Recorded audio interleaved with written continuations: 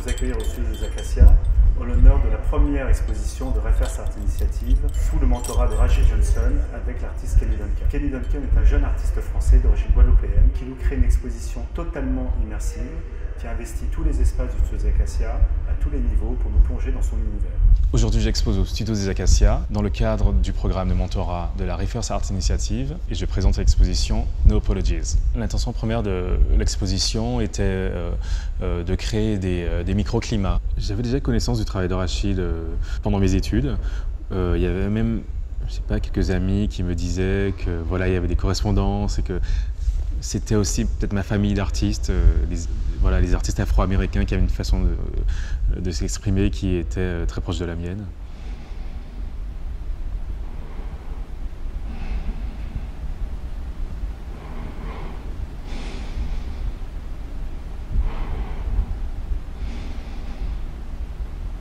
Kenny's work did something that I thought was incredibly dynamic. It has this ability to participate with the body, but it also has this conceptual and kind of critical underpinning, as well as an ambition to pursue really aesthetic concepts and philosophies and ideas.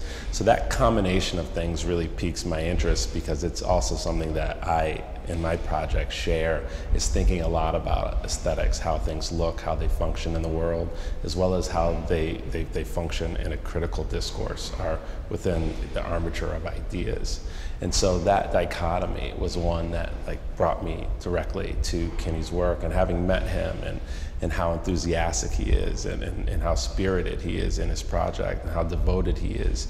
This work and this exhibition is, really symptomatic of what the Germans call a Gesamtkunstwerk, the all-over art, this idea that art is everything. And you could see very much in Kenny's project that that's the reality, and it's something that I believe I share with him as well. L'exposition No Apologies commence côté rue, où j'ai installé sur la vitrine un sticker géant. Donc c'est une photo qui s'intitule Nuka Veyeo, qui signifie en créole « on vous surveille ». Et là, c'est une espèce de renversement de situation où, dans ce quartier du 8e arrondissement très chic, en arrivant à Paris au tout début, je me sentais scruté du regard, comme n'appartenant pas au lieu. Et là, du coup, c'est moi qui observe, en fait. Puis on arrive dans la galerie où on a un dialogue entre une pièce de Rachid Johnson, donc de la série Broken Man, et puis une installation all over de l'une de mes photos, crée une impression de fusion en fait. On est comme ça déjà d'emblée dans un corps. On pénètre vraiment dans des entrailles, on est dans les profondeurs comme ça de la terre. Et c'est le premier moment de l'exposition. Pour le deuxième espace, on est sur le volcan, sur un paysage volcanique avec des photos de ma collection de vases Valoris des années 50-70. Je montre aussi la totalité de mes photos de téléphone en fait, et je montre du coup mon intimité au public. Je me mets vraiment à nu. Il y a l'idée aussi de fusion, comme ça, de mouvement constant.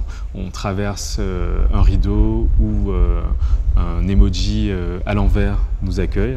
Donc il est vraiment aussi entre deux. Il ne sourit pas, il est un peu sarcastique, il n'est pas triste.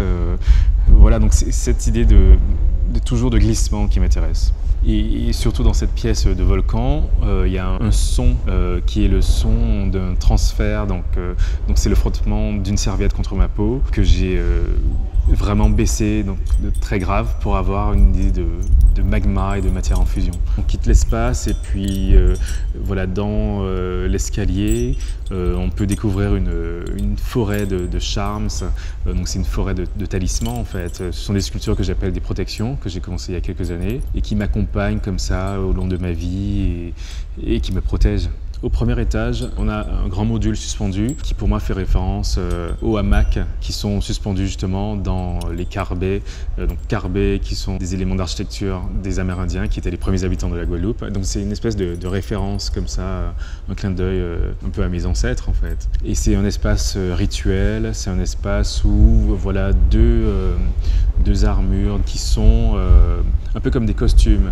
Je pense aux costumes du carnaval, je pense à des figures particulières, on les appelle aux Antilles des masses, donc des masques, qui sont des costumes qui sont destinés à être activés et une fois qu'on les porte, on incarne carrément un esprit en fait. Au dernier étage, on a donc une serre inaccessible au public qu'on regarde depuis le premier étage. Et là, on a une espèce d'élévation avec ces plantes qui tournent sur elles-mêmes, qui créent un mouvement spirituel. Je pense au derviche tourneur par exemple, ou danse rituelle en cercle.